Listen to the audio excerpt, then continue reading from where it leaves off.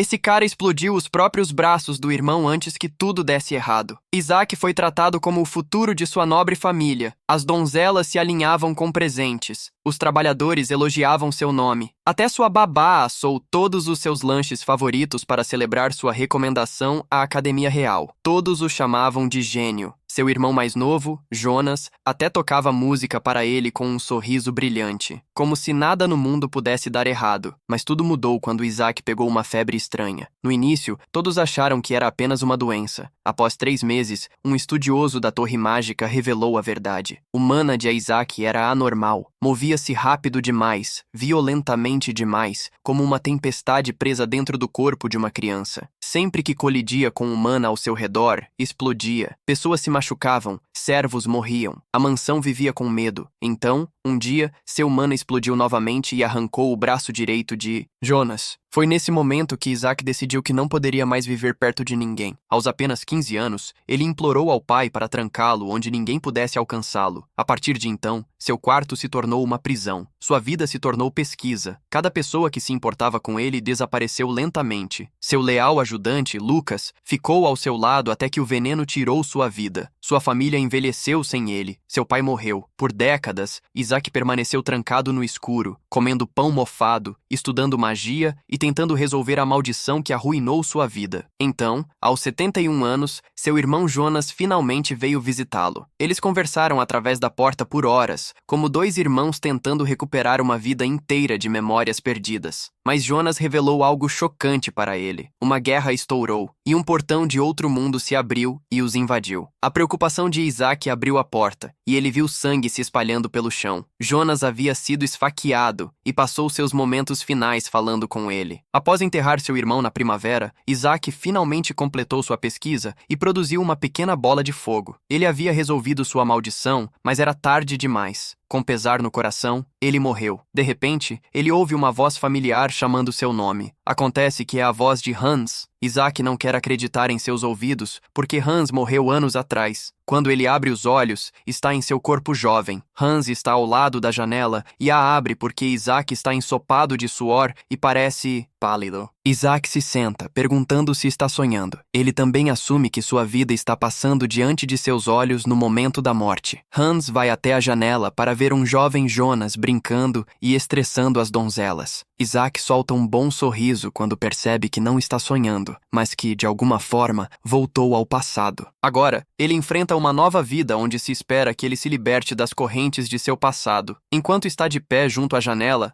Isaac tem um flashback. Ele ouviu as donzelas no outro quarto reclamando de sua condição e como isso sempre causa problemas. Elas ficam responsáveis por limpar a bagunça que ele faz, mas sempre tem medo de quando seu mana vai explodir novamente. Hans logo ouve isso. Justo quando está prestes a entrar no quarto para repreendê-las, Isaac o para. Ele diz a Hans que elas não estão realmente erradas. Na verdade, Isaac pede a Hans para parar de vir vê-lo também. Hans tem uma bandagem na cabeça. Isaac o lembra que isso aconteceu porque ele estava ao seu lado. Hans se ajoelha na frente de Isaac para consolá-lo, dizendo que ele está errado sobre tudo isso. Hans faz Isaac saber que ainda se importa com ele, mas parece que está passando por um momento difícil. Assim que passar, não será mais um grande problema. Hans falou alegremente naquela época, mas foi assim que ele também perdeu a vida devido a uma das explosões de seu mana. Agora que recebeu uma segunda chance, Isaac se pergunta o que deve fazer. Ele decide dar um passo ousado e diz friamente a Hans para ir embora. Hans pensa que Isaac está brincando, até que Isaac deixa claro que não quer vê-lo por perto. Hans sai relutantemente. Embora dói a Isaac fazer isso, ele sabe que ficar perto de Hans só o colocaria em perigo. Enquanto Hans sai do quarto, ele incentiva Isaac a não tentar carregar toda a responsabilidade sozinho.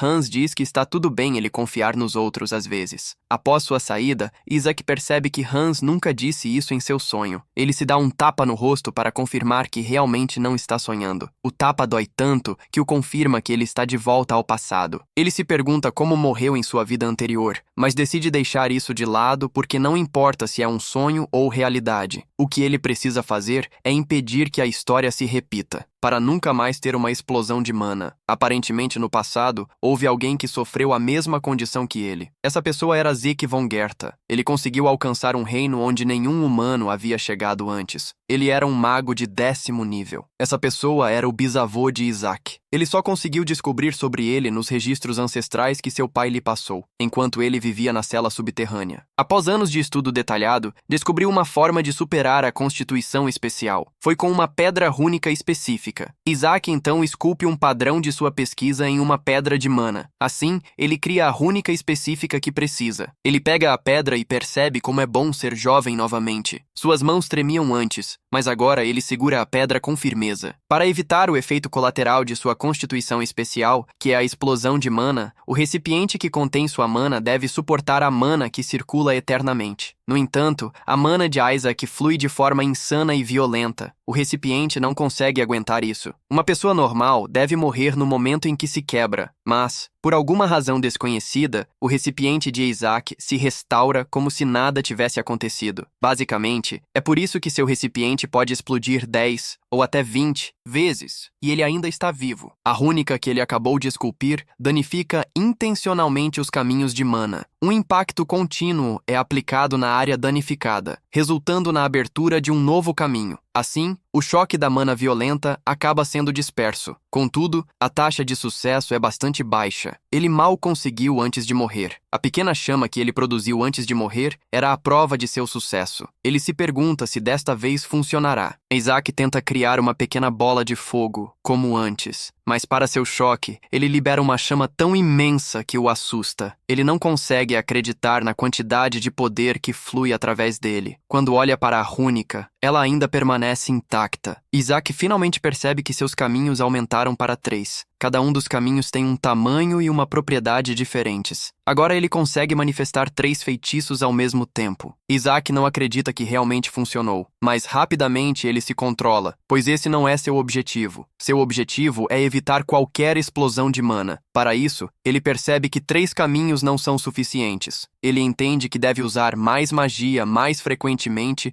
para aumentar os caminhos. Além disso, isso ajudará a minimizar o peso sobre seu recipiente de mana. Mas até lá, ele não pode deixar ninguém ao seu lado. Na verdade, não haverá exceções. Mais tarde, Isaac está estudando quando Hans entra na sala com um sorriso no rosto. Ele diz a Isaac que trouxe sua comida favorita. No entanto, Isaac é forçado a lembrá-lo de que já disse que não quer vê-lo. Hans tenta persuadi-lo, lembrando-o de que ele não tem comido bem ultimamente. Então deveria comer pelo menos um pedaço. Isaac não consegue acreditar que Hans não está disposto a ouvir. Para piorar, ele está com uma expressão tão fofa. Isaac então pergunta a Hans quantos anos ele tem. Hans responde que atualmente tem 12 anos. Como ainda é jovem, ele percebe que está na idade em que deve se comportar como uma criança normal. Isaac dá uma mordida no pão e percebe que Nani deve ter sido quem o fez. Ele ama tanto o pão e percebe o quanto sentiu falta dele. Isaac pergunta a Hans onde Nani está, pois não a viu naquele dia. Hans revela que o filho de Nani, Hinder, está com pneumonia. Quando ouve isso, Isaac para de comer e fala sobre como sua família é boa. Outra família não permitiria que Nani fosse para casa cuidar de seu filho. Isaac leva um tempo antes de perguntar a Hans se Hinder é o único que teve pneumonia. Hans revela que todas as crianças já estão com pneumonia. Ao ouvir isso, Isaac finalmente se lembra do que está acontecendo. O incidente que ocorreu nessa época foi o incidente de pneumonia em massa da Vila Ganso Negro. Nani perdeu seu filho no incidente e teve que viver com uma enorme sensação de perda até o dia em que morreu. Acontece que ela também morreu por causa de uma das explosões de mana de Isaac. Lembrando desse terrível incidente, Isaac entende que seria ruim se a mulher passasse por isso novamente. Isaac se lembra de algo importante e imediatamente pergunta a Hans que tipo de monstro ou monstros foram recentemente subjugados na vila de Nani. Após ouvir a resposta de Hans, Isaac arrumou suas coisas e desapareceu em direção à Vila Ganso Negro. Hans havia dito a Isaac que não teve um bom olhar no monstro, mas parece que pessoas da Torre Mágica vieram comprá-lo como material de pesquisa. No entanto, pelo que ele conseguiu ver, parecia ser uma aranha gigante coberta de pelo prateado. A partir da descrição de Hans, Isaac percebe que ele estava falando sobre uma aranha de inverno. As aranhas de inverno não são tão fortes, mas formam grandes enxames devido à sua incrível taxa de reprodução. O verdadeiro problema é que as aranhas de inverno possuem uma mana extremamente densa. Isso faz com que alguém sofra de envenenamento por mana ao ser exposto a ela. Isso age como um veneno que sufoca lentamente a pessoa afetada. Isaac descobre que as crianças da vila foram envenenadas pela mana emitida pelas aranhas de inverno. Ele se dirige para a floresta para coletar ervas, pois sabe tudo sobre o envenenamento por mana. No entanto, isso ainda é algo novo nesta era. Por isso, todos acreditam que seja pneumonia. Depois de coletar muitas ervas, ele acredita que tem o suficiente para alimentar as crianças e aliviar seus sintomas. Contudo, os efeitos curativos serão apenas temporários. Para evitar uma recaída dos sintomas, as aranhas de inverno devem ser completamente eliminadas. Isaac sabe que teria sido bom pedir ajuda aos pais, mas seu pai geralmente está estacionado na fortaleza na fronteira, e sua mãe atualmente está viajando pelo continente em busca de uma cura para sua constituição especial. Isaac sabe que não pode esperar até que eles voltem, porque Hinder já estaria morto até lá. Logo depois, a babá está cuidando de seu filho quando ouve uma batida na porta. Ela vai até a porta para abri-la e, para sua surpresa, encontra Isaac. Isaac está tão exausto de sua viagem e do esforço para coletar ervas que cai nos braços da mulher. A babá pergunta se algo aconteceu na propriedade, motivo pelo qual ele saiu tão tarde. Isaac revela que está preocupado, porque ela não veio trabalhar há dias, e que veio para checar como ela está. A babá diz a Isaac que talvez não o deixe entrar, pois Hinder tem pneumonia e ele também pode pegar. Para convencer a mulher, Isaac amarra um pedaço de roupa sobre o nariz. Mas mesmo com isso, a babá ainda hesita em deixá-lo entrar. Isaac entrega a ela a bolsa cheia de ervas e entra direto na casa. Ele diz à babá para esmagar as ervas, amassá-las, colocá-las em uma panela, fervê-las 2 vezes, deixar esfriar e então alimentá-las a Hinder. Isaac se dirige ao quarto onde Hinder está descansando. Pelas manchas azuladas em seu rosto, Isaac confirma que ele está sofrendo de envenenamento por mana. Isaac chama o nome de Hinder e ele responde fracamente. A primeira coisa que Hinder diz a Isaac é que ele não deve demitir sua mãe, pois ela não pode trabalhar por causa dele. Isaac acaricia a testa de Hinder, garantindo que não vai demitir sua mãe. Ela é a única que lhe traz pão de trigo, então ele deve se concentrar em melhorar. Mais tarde, Isaac pede a um caçador para levá-lo a uma mina abandonada. Ao chegar na entrada da caverna, Isaac pergunta ao homem se ele tem certeza de que aquela é a caverna de calcário. O homem garante que sim. Isaac paga o homem e diz que ele vai se encarregar do resto a partir daquele ponto. Ao sair, o velho pede a Isaac que tenha cuidado, pois pessoas desapareceram ao redor da caverna no passado. Aparentemente, as aranhas de inverno preferem cavernas de calcário. Como esta é a única caverna de calcário na área, Isaac acredita que as aranhas de inverno estão fazendo ninho ali. No entanto, antes de entrar na caverna, ele acha que seria melhor se preparar bem. Lembra que pode manifestar 3 feitiços simultaneamente, o que o coloca no mesmo nível que um mago de 2ª classe. Contudo, ele não pode se esforçar demais, pois seu vaso de mana pode se quebrar. Além disso, não pode usar magia de forma imprudente, já que não sabe quantas aranhas estão lá dentro. Isaac então olha ao redor e encontra exatamente o que precisa: a beladona do gelo. As bagas da planta são geralmente diluídas e usadas como paralisantes ou anestésicos, mas são um veneno mortal para as aranhas de inverno. Isaac não consegue acreditar na ironia de que elas vivem no mesmo habitat que sua fraqueza letal. Depois de coletar tanta beladona, Isaac percebe que teria sido melhor se tivesse trazido luvas, pois suas mãos já estão inchadas, mostrando o quão potente é o veneno. Como ele já fez muitas pedras rúnicas quando estava na propriedade, acha que é hora de partir. Ao entrar na caverna, percebe que há um parapeito que desce diretamente para um centro escuro. Ele olha ao redor para ver se há uma maneira de descer e, felizmente, encontra uma escada que vai para baixo. Isaac agarra a escada e começa a descer. Quando chega ao fundo, já está exausto. No entanto, ao olhar ao redor, percebe que encontrou o lugar certo. Há esqueletos no chão, tanto de monstros quanto de humanos. Isaac se pergunta: se os ossos humanos são das pessoas desaparecidas que o caçador mencionou, ele ouve um farfalhar ao seu redor. Ele imediatamente cria um monte de bolas de fogo para se cercar. Graças ao fogo, ele avista as aranhas à distância. Elas o encaram. No entanto, ele não está totalmente assustado. Ele sabe que o fogo manterá as aranhas afastadas, pois elas odeiam fogo. Ele precisa se preparar antes que decidam atacá-lo. Isaac amarra um pedaço de roupa ao redor do nariz antes de fazer qualquer coisa. Quando está pronto, ele coloca a beladona em chamas. A fumaça começa a preencher a caverna. Assim que a fumaça atinge as aranhas, elas reagem de forma negativa. Vendo como as aranhas ficam irritadas com a fumaça, Isaac percebe que é finalmente hora de começar a caça. No passado, Isaac estava perto da janela. Ele observava um dos cidadãos confrontar seu pai. O cidadão falava sobre as coisas ruins que estavam acontecendo no território. Ele culpa seu pai, pois ele é o senhor do território e deveria ter feito algo para evitar toda a confusão. Em vez disso, ele acredita que seu pai falhou com o povo. O problema girava em torno da Vila do Ganso Negro. Por causa do barulho da situação,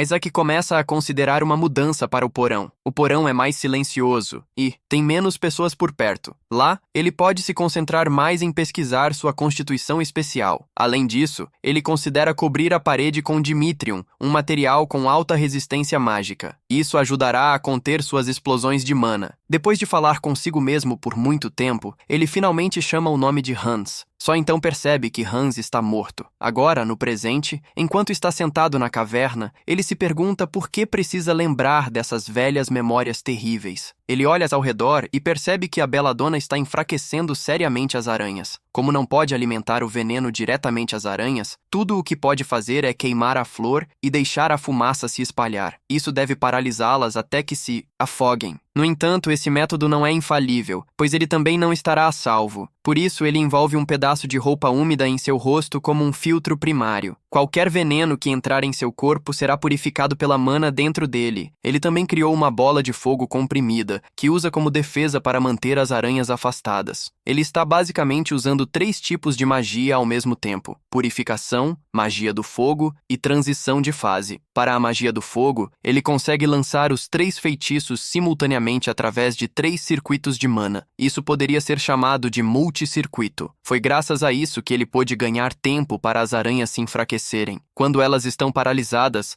Isaac termina com elas usando uma bola de fogo. Ele percebe que os sobreviventes estão correndo em uma direção. Observando mais de perto, ele vê que há água por onde estão indo. No entanto, ainda não há esperança para elas, pois vão ser queimadas até ficarem em cinzas. Ao mesmo tempo, ele teme que possa realmente sufocar se não tomar cuidado. Ele precisa terminar tudo rapidamente. Isaac então tira seu casaco antes de se dirigir ao lado da água. Porém, no momento em que chega lá, começa a se arrepender da decisão de ter deixado o casaco para trás. A área toda está fria. A temperatura na sala caiu tanto que poderia formar gelo. Nesse momento, ele levanta a cabeça e vê que todo o teto da caverna está cheio de ovos de aranha. Assim que vê isso, se lembra de algo importante que lhe envia arrepios pela espinha. Ele continua a investigar a área enquanto lança bolas de fogo ao redor, iluminando o caminho para si mesmo. Não muito depois disso, seus medos se tornam realidade. Ele se depara com uma aranha gigante, a rainha aranha do inverno. Um suor frio escorre pelo seu rosto enquanto ele treme de medo. Sem hesitar, o monstro o ataca. Isaac consegue saltar para longe e evitar ser atingido pelas garras do monstro. Ele cai pesadamente no chão gelado, fazendo-o gemer de dor. Mas ele rapidamente se levanta, repreendendo-se por sempre atrair a má sorte. Ao contrário das outras aranhas do inverno, a rainha-aranha é um monstro que possui resistência ao fogo e até exala frio. Essa é a razão pela qual são chamadas de aranhas do inverno. Com medo percorrendo seu corpo, Isaac lança bolas de fogo na aranha, mas elas não afetam o monstro. Isaac não se surpreende, pois não espera que a aranha simplesmente queime e morra como as outras. Ele sabe que seria um homem morto se a rainha-aranha não fosse lenta. No entanto, ele ainda tem um grande problema. Seu corpo está lentamente atingindo o limite. Com um corpo de 12 anos e sem experiência de combate, é natural que ele esteja exausto. Para piorar, ele ficou acordado a noite toda e usou magia o dia todo. Isaac logo percebe que ninguém está vindo para salvá-lo.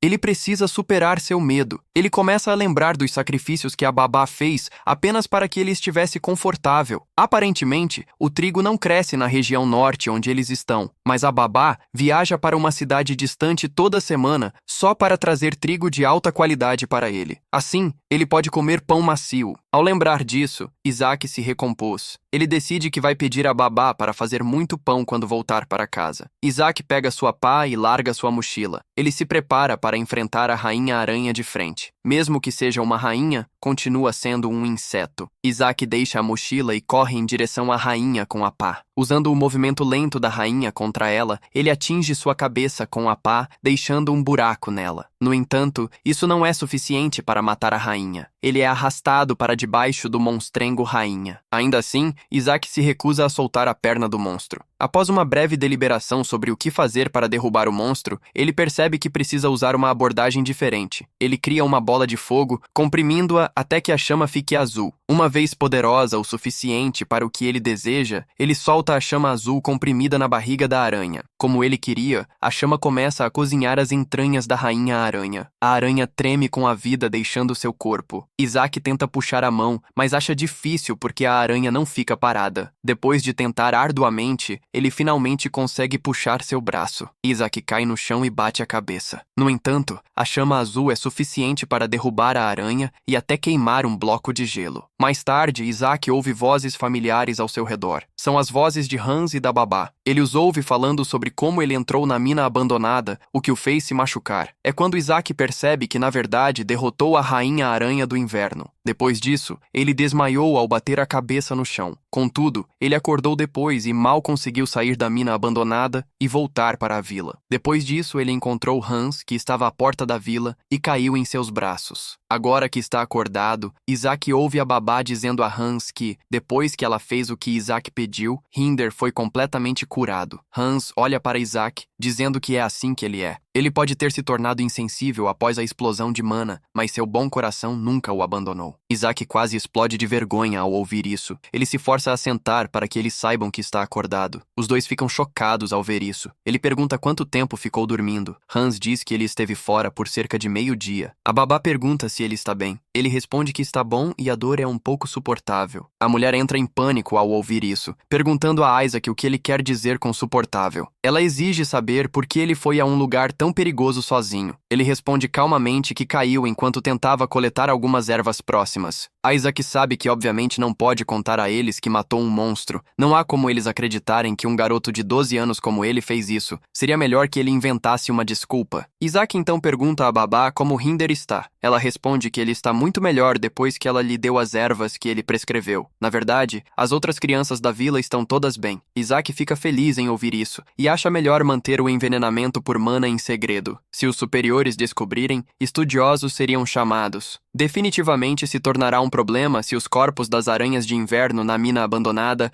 forem encontrados. A babá pergunta a Isaac como ele sabe sobre as ervas, e ele mente dizendo que leu sobre elas em um livro. Isaac então sugere que eles esqueçam o assunto, dizendo a Hans que é hora de irem. Hans informa que não é apropriado para eles saírem ainda porque está nevando lá fora. Contudo, Isaac lembra a Hans que ele vai se meter em muitos problemas se descobrirem que ele deixou a propriedade sob sua supervisão. Hans rapidamente concorda com isso, e quando estão prestes a sair, a babá dá a Isaac uma cesta de maçãs para levar. Acontece que as maçãs foram coletadas pelos aldeões para mostrar sua gratidão. Isaac então diz à babá para tirar mais uma semana de folga, porque seria melhor para ela voltar ao trabalho quando Hinder estiver totalmente recuperado. A babá fica surpresa ao ouvir isso. Ela pergunta a Isaac se o mordomo não vai reclamar. Isaac a surpreende, dizendo que ela não vai ficar sem fazer nada durante a semana. Isaac diz que ela deve fazer geleia com as maçãs para que ele possa comer com pão de trigo quando ela voltar ao trabalho. A babá concorda com um sorriso no rosto e diz a Isaac que vai fazer torta de maçã também. Uma semana depois, Isaac estava correndo pela propriedade. Durante esse tempo, seu vaso de mana havia mudado. Os 3 circuitos se tornaram 4. O vaso de mana se estabilizou mais também. O número de feitiços mágicos que ele podia usar simultaneamente aumentou para 4. Ele percebeu que lutar contra as aranhas do inverno e se esforçar ao máximo provavelmente ajudaram com isso. Além disso, ele sabia que correr pela propriedade também contribuía. Basicamente, usar magia requer compreensão e cálculo. Inclui intuição. Essa tarefa consome uma quantidade considerável de poder mental. Quando o corpo se esgota, a mente também se esgota. É bastante óbvio que o poder mental requer resistência física. Ele sabia que havia chegado ao seu limite na mente abandonada. Isso porque ele tinha um corpo jovem não treinado. Isaac se lembrou de que, em sua vida passada, Lucas costumava treinar sua resistência. Ele estava no meio de seu treino quando foi chamado pelo mordomo-chefe, Schiller. Schiller disse a ele que era hora de seu check-up regular. O médico aproximou-se para cumprimentar Isaac, perguntando como ele estava se sentindo. Aparentemente, esse cara era o médico pessoal designado a ele por seu pai. Diziam que ele era o médico mais bem-sucedido do território próximo a eles. No entanto, nem mesmo o suposto médico especialista conseguiu entender sua constituição estranha. Depois que terminou o check-up, o médico disse a ele que estava bem. Ele decidiu mudar a medicação de Isaac, mas Isaac sabia que ele apenas iria prescrever lixo. O médico abriu sua mala e revelou 6 frascos de uma poção chamada Panaceia. Essa poção estabiliza o fluxo de mana. Quando Isaac viu isso, percebeu que seu pai estava indo a extremos para garantir que ele recebesse algo bom. Basicamente, Panaceia significa cura tudo na língua comum. É usada como um estimulante para alguns e como um aprimorador de desempenho para soldados. Embora a poção seja conhecida por estabilizar o fluxo de mana, na verdade é um mal-entendido que ocorreu durante a tradução da língua antiga. Seu efeito real é estimular o fluxo de mana, o que significa que é veneno para ele. Sua mana sai de controle. No entanto, para sua situação atual, é o catalisador certo. Se usado bem, ajudará a aumentar seus circuitos de mana. Depois da partida do médico,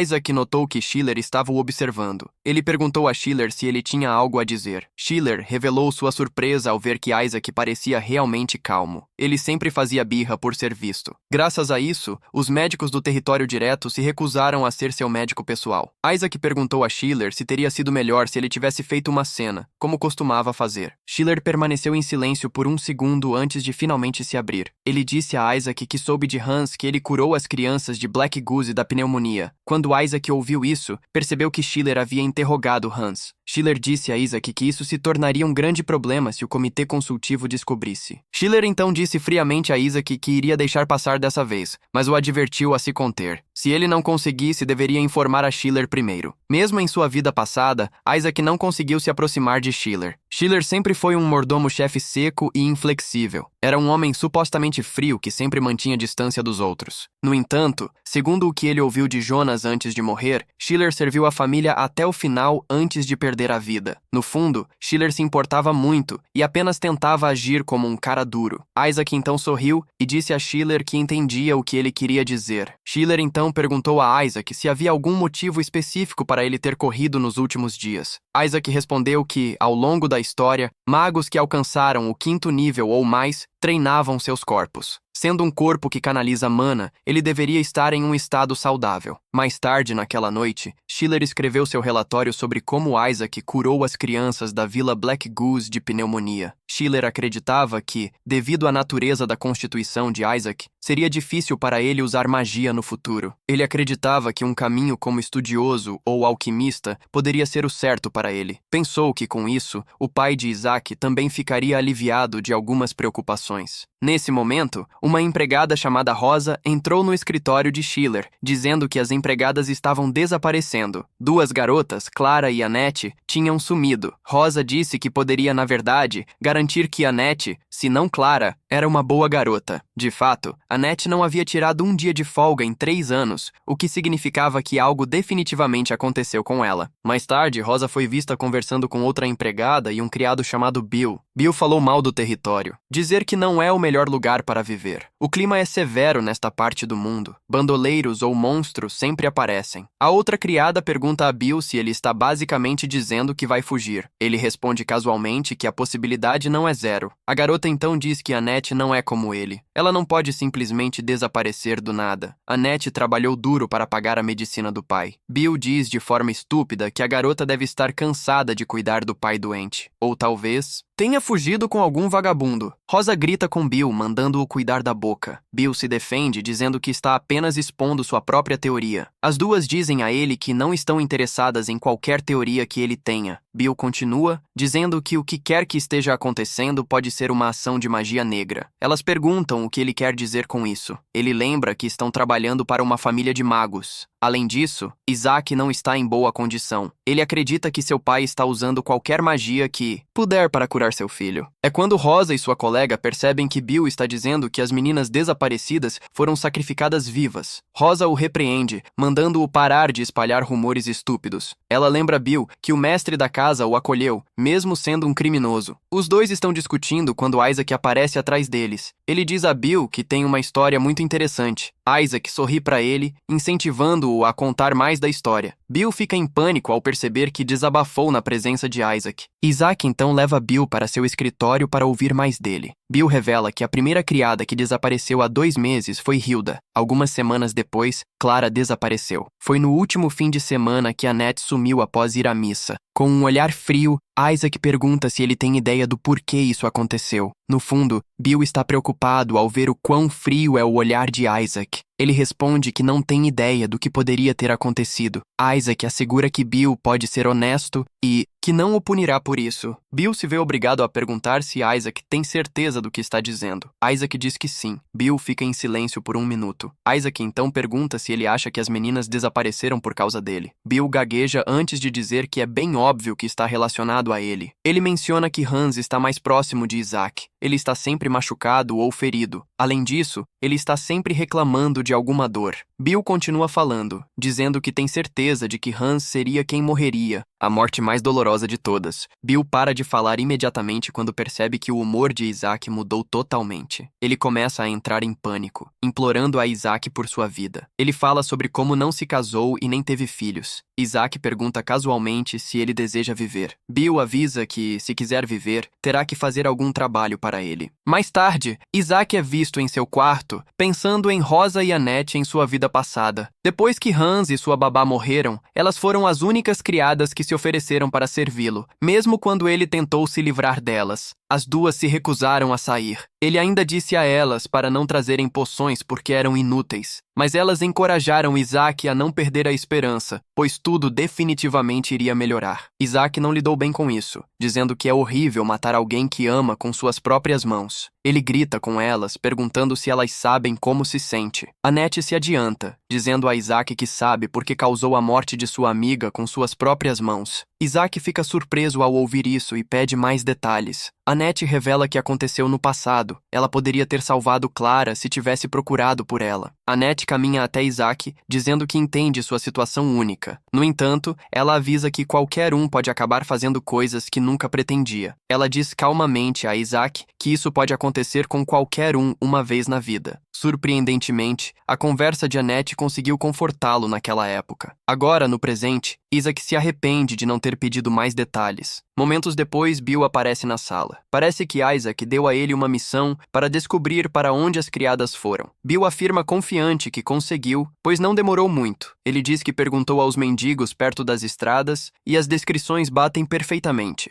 Isaac pergunta o que ele descobriu. Bill responde que a conclusão foi que foram agarradas por traficantes de escravos. Ele diz que os traficantes enganam as pessoas, dizendo que as levarão para o próspero sul, mas acabam vendendo-as. Isaac expressa sua confusão. Ele diz que elas poderiam ter ido para o sul sozinhas sem um corretor se quisessem. Bill então diz a Isaac que ele está totalmente enganado. O caminho para o sul é perigoso e traiçoeiro, e por isso precisavam de alguém para guiá-los. Proteja-os durante toda a jornada. Depois de dizer isso, Isaac concorda com ele, afirmando que sua teoria faz sentido. No fundo, Bill tem uma agenda. Ele presume que Isaac ainda é uma criança e não compreende como o mundo funciona. Bill então diz a Isaac que ele gastou muito dinheiro para fazer os mendigos falarem. Ele usou as 20 moedas de prata que deu a Isaac como fundos para a viagem.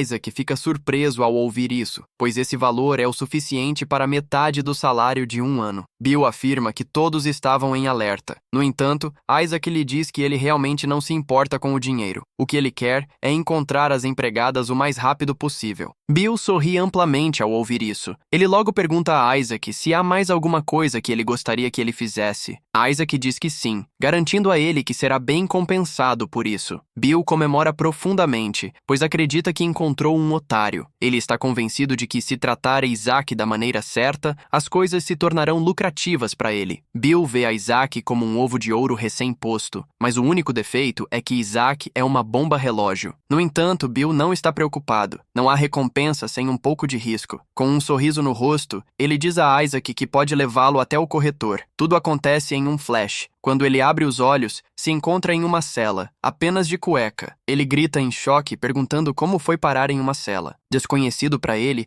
Isaac está atrás dele com uma pedra rúnica na mão, sorrindo friamente para a desgraça do cara. Ao se encontrar na cela, Bill começa a se perguntar como isso aconteceu. Ele se lembra claramente que tudo estava correndo muito bem, desde como ele conseguiu tirar Isaac da mansão para encontrar o corretor, que levou as empregadas, tudo parecia estar indo sem problemas. Até que o corretor notou a joia no peito de Isaac. O corretor imediatamente percebe que Isaac é filho de um nobre. Embora Isaac seja um alvo, Bill não consegue entender por que também foi jogado na cela junto com ele. Para piorar, eles sequer levaram algo de Isaac. Mas Bill não pode dizer o mesmo, já que tudo, exceto suas roupas íntimas, foi tirado dele. Bill se vira freneticamente para Isaac, perguntando se ele tem um plano agora que estão presos na cela. Bill grita com Isaac, que está ocupado brincando com a pedra rúnica na mão.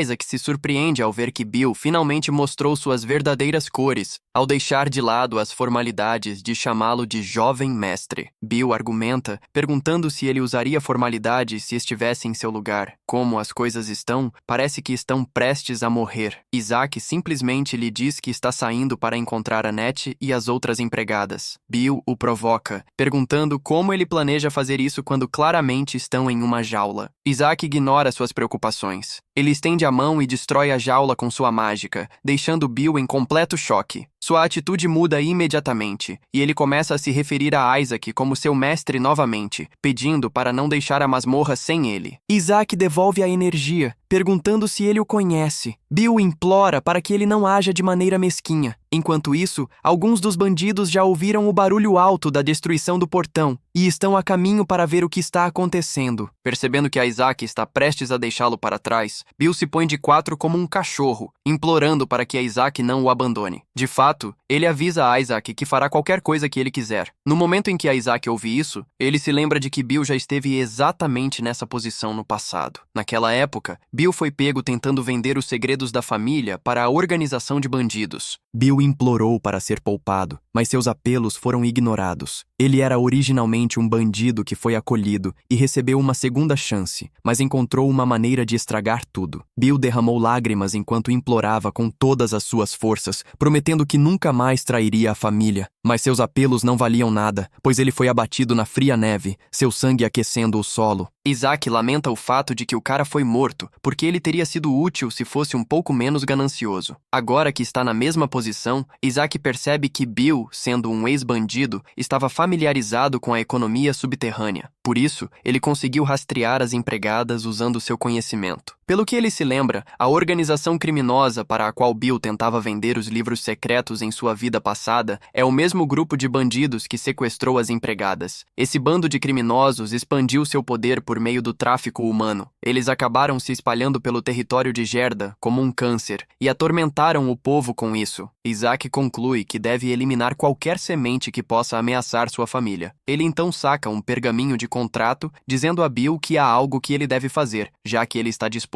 a fazer qualquer coisa. Enquanto isso, na sala do chefe dos bandidos, o chefe deles, Nears, está fazendo uma refeição enquanto seus homens ficam em volta para assistir. Ele também serve ao seu pai morto, que não é nada além de ossos, uma refeição própria. Eles engajam em uma conversa estranha. Aparentemente, Nears acredita que se conseguir colocar as mãos na magia negra, conseguirá reviver seu pai. Seus homens apenas ficam lá em nojo, mas não podem dizer nada sobre o que está acontecendo bem diante deles. Nesse momento, ele se vira para seus capangas e pergunta onde está sua água do banho. Ele se refere basicamente a um humano que gostaria de sacrificar e se banhar em seu sangue. Um dos capangas tenta dizer a ele que os únicos prisioneiros restantes são mercadorias que planejam vender para os comerciantes. Antes que ele possa terminar a frase, Nears agarra sua cabeça e a esmaga, deixando o sangue derramar sobre si mesmo. Esse momento sangrento assusta os outros dois até os ossos. Eles assistem. Nears em completa descrença. Nears menciona confiantemente que o sangue nele já deve ser suficiente para sua água do banho. Depois disso, ele sai da sala. Os dois restantes caem de joelhos em medo. Eles concordam entre si que da próxima vez que Nears pedir água do banho, vão entregar as mercadorias sem questionar. Tentar colocar a organização em primeiro lugar só os levará à morte. Os dois então procedem a cuidar do corpo do colega. De repente, ouvem um som estranho no saguão e engolem em medo. Eles correm para fora para verificar o que está acontecendo, apenas para encontrar a cabeça de Nears rolando no chão. Eles ficam em pânico e caem no chão com medo. Antes que percebam, um Bill ensanguentado aparece à distância, caminhando em direção a eles de forma ameaçadora. Bill tem uma grande faca em suas mãos. Mesmo parecer assustador, por dentro, ele está em pânico, pois não... sabe sabe nem o que está fazendo. Ele está preocupado que está se colocando em risco só por causa do que Isaac fez com ele. Aparentemente, o contrato que Isaac fez ele assinar tinha 3 condições. A primeira é que o contratado, que é Bill, deve obedecer ao contratante, Isaac, sem condições. Em segundo lugar, Bill não deve divulgar informações sobre Isaac. A terceira condição é que se Bill violar quaisquer dos termos anteriores, a penalidade é a morte. Bill entra em pânico quando vê isso, mas Isaac ignora sua preocupação, dizendo que ele só precisa assinar o contrato com seu sangue. É a única forma de sua mágica ter efeito. Bill grita para Isaac, dizendo que não há como ele assinar tal contrato.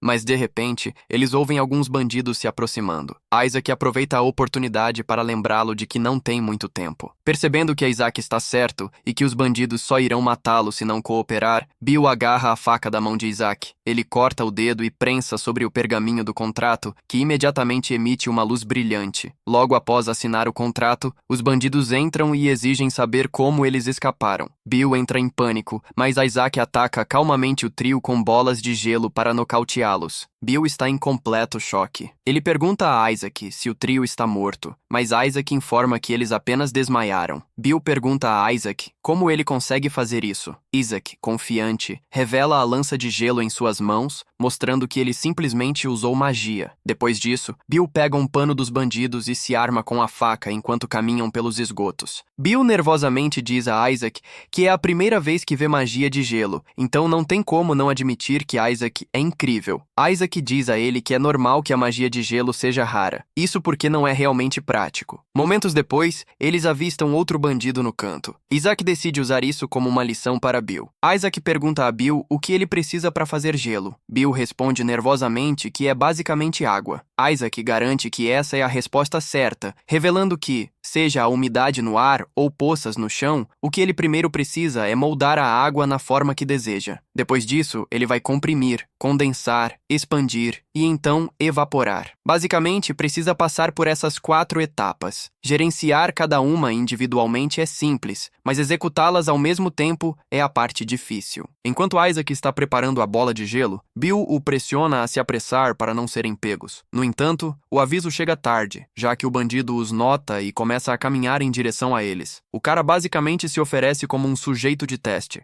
Isaac libera a bala de gelo, atingindo o bandido bem forte na cabeça para nocauteá-lo. Isaac então diz a Bill que, devido à complexidade da magia de gelo, não é muito útil em combate. Na verdade, Isaac não teria tentado usá-la se não tivesse a pedra de mana do gelo, que ele salvou do inverno, a carcaça da Rainha Aranha. Embora a magia do gelo não seja popular, as pedras de mana têm valor acadêmico por si só. Elas alcançam um preço alto. Isaac está feliz porque conseguiu algo realmente bom. Bill então pergunta a ele por que ainda usa magia do gelo, sabendo que não é conveniente.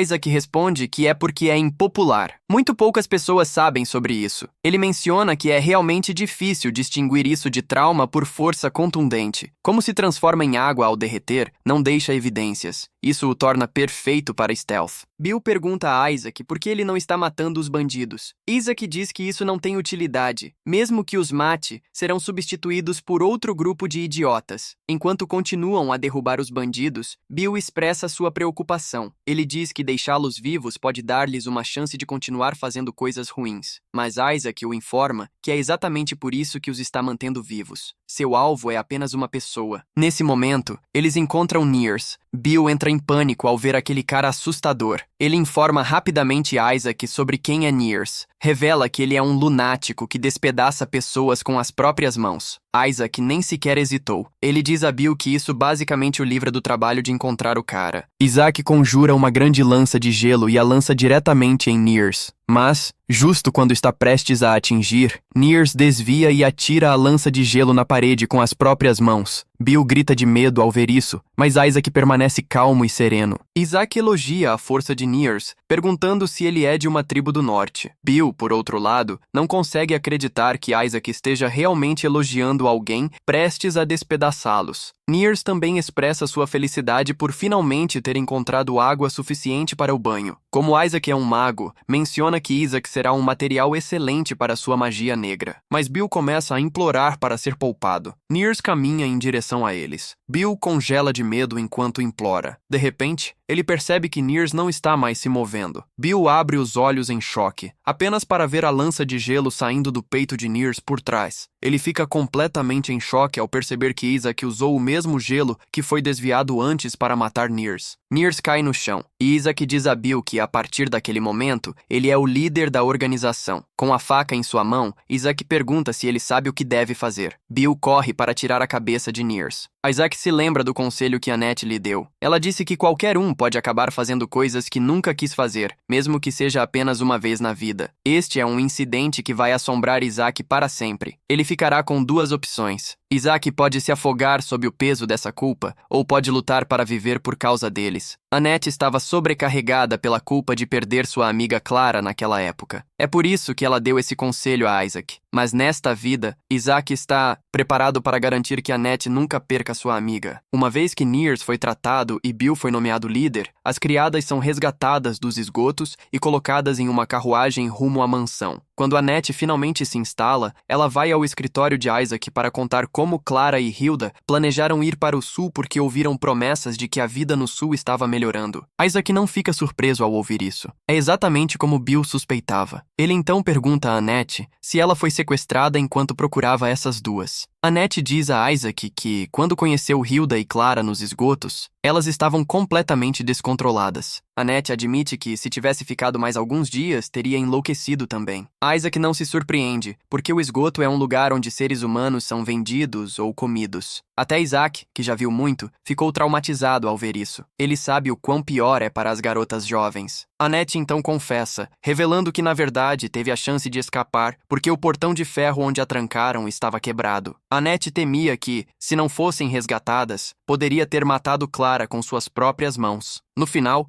Isaac entende o quanto as memórias devem ter sido ruins para ela e agradece por ela ter se dado ao trabalho de contar. Annette então menciona que há uma coisa que a incomoda. Isaac pergunta o que é. Ela revela que quando os bandidos estavam enviando-as de volta para a mansão, ela e Clara estavam felizes. Mas Hilda era diferente. Hilda murmura algo sobre morrer se voltar para a mansão. Annette diz que suas palavras não pareciam medo de ser punida. Depois de ouvir isso, Isaac diz a Annette que ele vai investigar. Annette acrescenta que Rosa menciona a razão pela qual os bandidos os deixaram ir de repente. Pode ser por causa de Isaac. Annette fica vermelha, revelando que realmente acredita que Rosa está certa. A única pessoa que prestaria atenção em servas como elas é Isaac. Os olhos de Isaac brilham com esperança ao ouvir isso. Ele agradece a Annette por sua perspicácia. Em seguida, sugere que continuem a conversa mais tarde. Assim, Annette se despede. Após sua saída, Isaac sorri. Ele conseguiu encontrar um grande talento em Annette. Ele vê o potencial dela, e isso é bastante impressionante. Isso o convence de que pode valer a pena ensiná-la magia mais tarde. Duas servas são vistas conversando sobre as servas que acabaram de voltar. Elas estão surpresas que Isaac foi tão longe só por algumas servas jovens. Elas acreditam que ele tem algo íntimo com elas. Enquanto estão ocupadas fazendo essas suposições tolas, Bill passa por elas e se dirige ao depósito. Acontece que ele está se encontrando com os agentes adormecidos que Nirs havia plantado na mansão antes de sua morte. Agora que Bill é o líder, eles devem se reportar a ele. Isaac disse a Bill que mesmo se eliminassem o grupo criminoso na área, outro grupo certamente surgiria em breve. Em vez de fazer isso, é melhor mantê-los sob seu controle. Bill percebe que Isaac está planejando isso desde o começo, e é por isso que o forçou a assinar aquele contrato. Bill está em pânico porque, se algo ruim acontecer, ele será o primeiro a morrer. Nesse momento, Bill tenta se acomodar no papel de chefe que foi lhe imposto. Ele pergunta aos outros se são os únicos que Nirs plantou na mansão. Eles confirmam, dizendo que Nirs os instruiu a vigiar o local. Bill sorri maliciosamente, dizendo que Nirs é bastante inteligente por ter plantado seus agentes em casas nobres. Nesse instante, eles informam que Nirs sempre preparou um tributo. Bill pergunta qual é esse tributo. Eles o informam que é o tributo a ser oferecido aos cavaleiros nessa época do ano. Revelam que a razão pela qual se estabeleceram onde estão é porque os cavaleiros os apoiam. Bill fica confuso ao ouvir isso. Alguns dias dias depois, Isaac é visto treinando em seu quarto. Ele lança uma bola de fogo em seu alvo. Oculto atrás da bola de fogo está a principal ameaça, um cristal de gelo. Assim que a bola de fogo atinge o alvo, o cristal de gelo a acompanha, causando o maior dano. No final, resulta que os circuitos de mana de Isaac aumentaram de 4 para 5 após ele matar Niers. Isaac percebe que, no momento, ele só precisa praticar a conjuração de diferentes tipos de magia simultaneamente. Ele sabe que teve sorte ao matar Niers. Ele só conseguiu matá-lo porque Niers o subestimou e abaixou a guarda. Ele se lembra que Jonas lhe falou muito sobre os inimigos que a Casa Gurta tem. Aparentemente, eles estavam todos otimizados para lidar com magos. Isaac sabe que não haverá outro momento de sorte como o que teve com Niers. A única opção é ele se fortalecer para proteger Gurta. Nesse momento, Hans e a babá irrompem no quarto, dizendo a Isaac para se preparar rapidamente. Isaac pergunta por que estão apressando-o. Com um sorriso no rosto, a babá lhe diz que seu pai voltou. Essa notícia o choca até os ossos. No passado, seu pai veio vê-lo quando ele estava em isolamento. Mesmo passando por muito naquela época, ele ainda fez questão de cortar o cabelo de Isaac. Seu pai até ofereceu levá-lo ao céu, prometendo que seria indolor, mas Isaac ainda recusou morrer. Assim, seu pai não teve escolha a não ser respeitar seu desejo. Após terminar de cortar seu cabelo, ele beijou sua testa enquanto dizia que seria seu último encontro. Ao deixar o quarto, seu pai disse ao filho que o aguardaria no céu. Ele encorajou Isaac a deixar todas as suas mágoas para trás quando finalmente decidir se juntar a ele na vida após a morte. Agora, na linha do tempo atual, Isaac fica completamente maravilhado. É a primeira vez que vê seu pai desde então. Seu pai diz que ouviu que Isaac cuidou das crianças na Vila do Pato Preto. Isaac pergunta se Schiller foi quem lhe contou isso. Seu pai responde que inicialmente pensou ter ouvido errado de Schiller. Isaac afirma que teve apenas sorte. Menciona que leu um livro sobre um caso peculiar de pneumonia, e o livro combinava com os sintomas das crianças da vila. Surpreendentemente, seu pai não investiga mais. Ele pergunta a Isaac como ele está se sentindo atualmente. Isaac responde que não pode afirmar com certeza, mas vale mencionar que não causou explosões recentemente. Seu pai imediatamente assume que o médico que enviou de Otton fez um bom trabalho. Isaac concorda, embora saiba que o médico não fez nada. À medida que a conversa avança, ele pergunta ao pai como está a fortaleza na fronteira, Winterband. Seu pai pergunta por que ele está curioso sobre algo assim. Ele responde que é um Gotha. Em algum momento, ele precisa ir ao Winterband. Seu pai responde que é a mesma coisa de sempre, apenas monstros de neve e coisas do tipo. No entanto, menciona que pararam na cidade queimada ao voltar. Eles sempre fizeram isso sempre que precisavam de suprimentos. Isaac se surpreende ao ouvir isso. Ele reconhece a cidade como o local onde a operação subterrânea está acontecendo. Seu pai menciona um incidente em que um soldado de infantaria atacou um comandante de companhia. Isaac, surpreso, declara com ousadia que o soldado deve ser executado. Mas seu pai informa que o comandante de companhia afetado pediu um tribunal militar em vez disso. Isaac ouve isso e logo começa a se perguntar por que a vítima faria algo assim. Neste momento, ouvem uma batida na porta. 2 cavaleiros entram na sala. Os 2 oferecem saudações a Isaac. Quando Isaac se vira, nota que o homem de cabelo castanho tem uma bandagem na cabeça. Aparentemente, o de cabelo vermelho é Fickel e o de cabelo castanho é Randolph. Os 2 vieram ver o pai de Isaac. O homem diz a Isaac que ele pode sair. Ao sair da sala, ele ouve Fickel dizendo ao pai que precisam conduzir o tribunal rapidamente para executar o infrator. O pai de Isaac se surpreende com a impaciência de Fickel em relação a toda a situação. Fickel afirma que é uma questão de disciplina. O pai de Isaac pergunta a Randolph o que ele pensa sobre isso. Ele responde que está apenas seguindo as ordens de Fickel. Fickel se surpreende que Randolph esteja agindo tão casualmente, mesmo sendo ele quem perdeu uma orelha.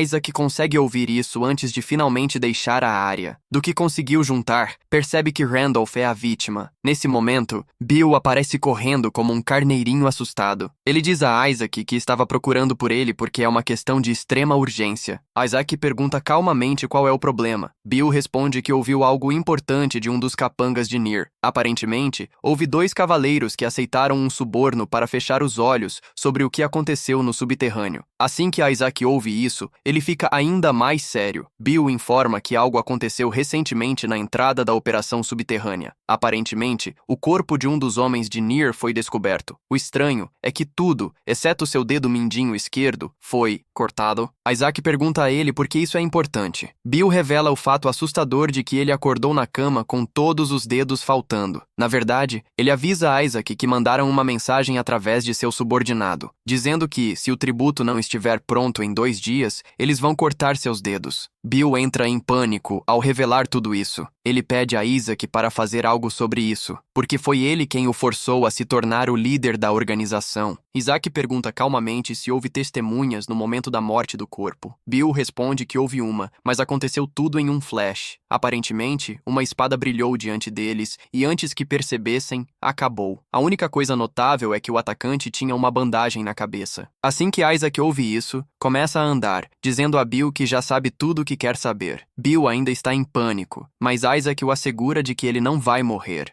Isaac se lembra do que seu pai disse sobre o que aconteceu na cidade queimada quando lidaram com um bandido para fazer um exemplo dele. Como se isso não fosse o suficiente, a descrição da pessoa se parece com a de Randolph. Isaac fica irritado ao juntar isso, porque isso só significa que aqueles que ele acredita estarem defendendo o reino são lixo. Isaac, então, segue para a masmorra porque quer ter uma reunião 1 a 1 com o homem que cortou a orelha de Randolph. Basicamente, ele quer confirmar se os cavaleiros estão conectados com a organização criminosa. É por isso que quer ver o prisioneiro. Ao chegar à cela do prisioneiro, ele não perde tempo perguntando se ele conhece a organização criminosa chamada NIR. O cara que está acorrentado permanece em silêncio, encarando os olhos de Isaac. É então que Isaac percebe que o cara é familiar. Isaac continua perguntando se ele sabe sobre a conexão entre a organização e Fickel. O prisioneiro se levanta e diz a Isaac que só vai dizer algo a ele uma vez. Ele afirma que não sabe nada. Olha intensamente para Isaac ao dizer isso, mas isso só dá a Isaac a chance de ver através dele claramente. Isaac sorri, revelando o nome do cara, Carlson. Isaac informa que agora se lembra de tudo, mas quer saber se... A única resposta dele vai ser uma mentira. Ele sabe seu verdadeiro nome. Kyle fica abismado ao ouvir isso. Ele dá um passo para trás em choque. Ele exige saber como Isaac sabe sobre esse nome secreto. Aparentemente, a primeira vez que Isaac ouviu sobre Kyle foi quando a guerra civil no reino estava se intensificando. A guerra civil basicamente começou com a cerimônia de sucessão ao trono. Como o segundo príncipe perdeu a guerra de sucessão, ele traiu o reino. Ele se aliou ao império para causar um massacre durante a cerimônia de sucessão. Depois que o reino foi subjugado pelo império, o povo se reuniu e começou uma rebelião. Isso levou a uma guerra civil. Acontece que o líder do exército rebelde era Kyle, que se apresenta como Carlson para todos os outros. Sobre como Isaac sabe sobre Kyle, ele basicamente leu sobre ele em um livro intitulado As Crônicas dos Vilões. Este era um livro popular que ilustrava as histórias de vários vilões famosos, junto com seus retratos. A parte mais interessante do livro é o fato de que ele avaliava que Kyle se tornaria o 7º mestre espadachim do continente, já que ele é um gênio. Agora que Isaac está vendo Kyle pessoalmente, ele não tem escolha a não ser concordar com essa avaliação. Kyle tem uma mana incrível. Isaac percebe que Kyle deve ter se esforçado muito até agora. Ele não consegue nem imaginar quão forte ele se tornará se tiver a chance de florescer. Em sua vida anterior, Kyle conseguiu escapar de sua execução para se tornar o líder rebelde. Kyle continua gritando com Isaac, perguntando como ele sabe sobre ele. Isaac o encoraja a se acalmar porque ainda é cedo para se surpreender. Isaac avisa que ele também sabe que Kyle é o filho de Caitlyn. Isso aumenta ainda mais o desconforto de Kyle. Kyle pergunta a Isaac quem ele é. Isaac o repreende por servir em Winterband sem conhecer o filho mais velho da Casa Gurta. Kyle grita com ele, dizendo que essa não é a pergunta que ele está fazendo. O que ele quer saber é como Isaac sabe as coisas que sabe. Kyle pergunta a Isaac se ele está lá para matá-lo, mas Isaac diz para ele se acalmar porque ele está muito autoconsciente. Ele pergunta a Kyle por que ele se importaria com o filho de um mercenário do país vizinho. Ele menciona que também está ciente de que Kyle é o filho ilegítimo que desapareceu há mais de uma década. Isso deixa Kyle totalmente confuso. Ele pergunta a Isaac se ele realmente é o filho de Isaac Gerta. Isaac lhe diz que cabe a ele acreditar ou não, mas há apenas uma coisa que ele precisa saber. Isaac pergunta a ele por que os comandantes da companhia de Winterband se envolveram no tráfico de escravos. Kyle decide que tem todas as razões para responder, já que é o filho mais velho da família Gurta. Isaac fica surpreso que Kyle esteja disposto a cooperar, mesmo que os comandantes possam atribuir os crimes relacionados a Niers a ele. Isso fará de Kyle um criminoso procurado no reino.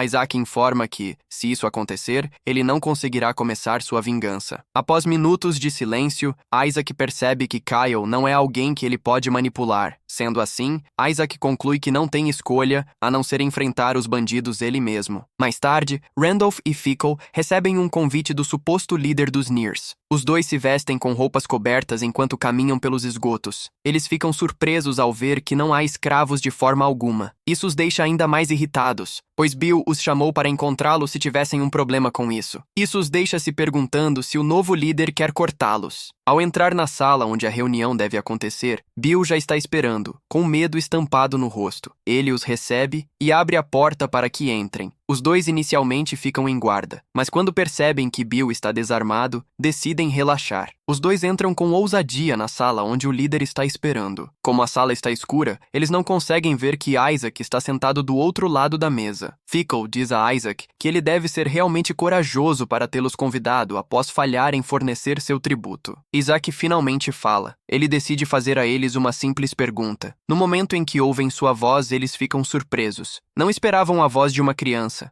Isaac se levanta da cadeira e vai até eles, perguntando por que fizeram o que fizeram. No momento em que Randolph vê Isaac, ele se ajoelha, reverenciando-o. Fickle está confuso e Randolph grita com ele, dizendo para se ajoelhar. Fickle finalmente consegue ver o rosto de Isaac quando ele emerge da escuridão. O sorriso no rosto de Isaac quase os paralisa. Como Isaac já está atento a eles, não tem escolha a não ser explicar o que aconteceu. Acontece que os dois começaram a coletar subornos do sindicato porque suas tropas estavam passando fome. Eles queriam usar o dinheiro para o bem de seus homens. Eles estavam felizes com seu primeiro salário. Eles perceberam que podiam substituir suas espadas ruins com isso, enquanto ainda mantinham algumas para dinheiro de bolso. Os dois estavam em seu humor habitual de dividir o dinheiro quando Kyle entrou na sala. Ele estava totalmente irritado que eles estavam recebendo subornos. Depois de contar para Isaac o que aconteceu, Isaac suspirou desapontado. Ele mencionou que estava bastante certo de que eles tinham suas razões. Isaac deixou claro que seu pai era íntegro, mas lhe faltava recursos e flexibilidade. Ele disse que seu pai era o escudo que protege o norte, e eles o respeitavam por isso. No entanto, não podiam ficar parados enquanto seus semelhantes morriam. Então,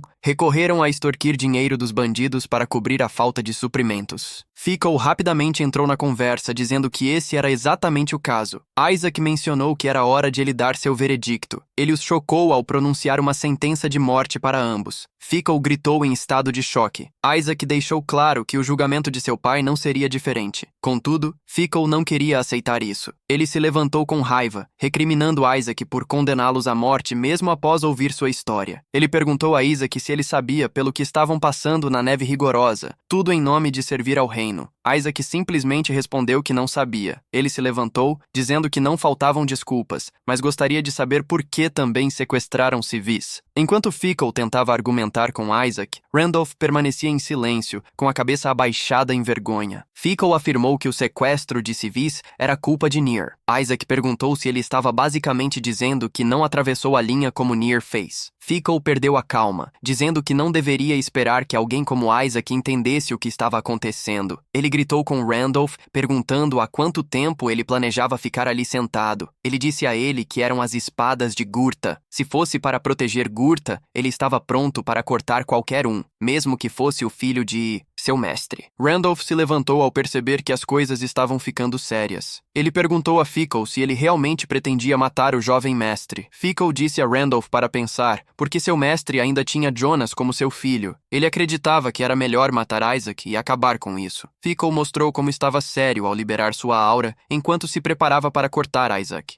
Isaac ficou surpreso que Fickle estava tão sério a ponto de planejar usar sua aura. Randolph, por outro lado, estava em pânico. Ele nunca quis que as coisas chegassem a esse ponto. Ele percebeu que o que estavam fazendo não era mais pelo bem de Gurta. Depois de respirar fundo, Randolph puxou sua espada para defender Isaac. Ele lembrou a Fickle do que ele disse uma vez sobre ser o protetor do reino. Basicamente, Fickle se considerava o escudo, enquanto Randolph era a espada. Randolph lembrou a Fickle do que Kyle havia dito a eles. Kyle mencionou que uma espada que podia cortar qualquer coisa sem quebrar era uma obra-prima. Mas quando uma obra-prima ganhava vontade própria, tornava-se uma espada demoníaca. Fickle ficou surpreso que Randolph estava realmente tirando sua espada contra ele. Randolph ignorou Fickle e avançou. Uma luta começou entre os dois, e Randolph disse a Fickle que ele só percebeu que Kyle estava certo depois que sua orelha foi cortada. Fickle gritou para Randolph, perguntando se ele havia enlouquecido. Ele disse que definitivamente iria morrer se fossem pegos. Randolph deixou claro que não se importava, pois era seu karma. Enquanto os dois continuavam trocando golpes, Randolph lembrou a Fickle que o dinheiro que tinham pegado não fora usado apenas para o território. Fickle relaxou, dando a Randolph a chance de acabar com ele. Após a luta, em que Randolph saiu vitorioso, ele ficou diante de Isaac para ouvir sua sentença. Por outro lado, Bill estava colocando os restos de Fickle em um saco. Randolph mencionou que quando Kyle os pegou, eles pretendiam silenciá-lo, mas Randolph perdeu para ele, resultando em perder uma orelha.